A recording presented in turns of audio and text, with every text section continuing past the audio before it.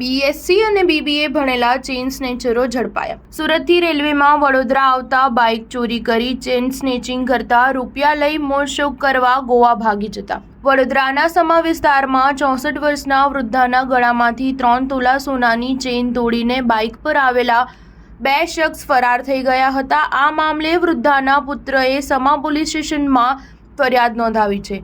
સમા પોલીસે સીસીટીવીની મદદથી આરોપીઓની શોધખોળ હાથ ધરી હતી. ત્યારે 2ને રીઢા ગુનેગારાને વડોદરા ક્રાઇમ બ્રાન્ચે ઝડપી પાડી સમા પોલીસને સોંપ્યા છે. પોલીસે આરોપીઓ પાસેથી 5 તોલા વજનની સોનાની 3 ચેઇન, 2 બાઇક અને 2 મોબાઈલ મળીને કુલ 3.63 લાખનો મુદ્દામાલ જપ્ત કર્યો છે. આરોપીઓએ વડોદરા શહેરમાં અકોટા પોલીસ સ્ટેશન વિસ્તારમાં 1, સમા પોલીસ સ્ટેશન વિસ્તારમાં 3 અને પાણીગેટ પોલીસ સ્ટેશન વિસ્તારમાં 1 ગુનાને અંજામ આપ્યો હતો. જેમાં 4 ગુના ચેઇન સ્નેચિંગના હતા, જ્યારે 1 ગુનો પાણીગેટ પોલીસ સ્ટેશનની હદમાં આવેલા ઓમનગર સોસાયટીમાંથી બાઇક ચોરીનો હતો. આમ પોલીસને વડોદરામાં 5 ગુના ઉકેલવામાં સફળતા મળી છે. જોકે આરોપી વૈભવ જાદવ અગાઉ રાજકોટ, જૂનાગઢ, ગીર સોમનાથ અને સુરત ખાતે જુદા જુદા પોલીસ સ્ટેશનોમાં ચેઇન સ્નેચિંગ, વાહન ચોરી અને પ્રોહિબિશન મળીને કુલ 15 ગુનામાં પકડાયેલો છે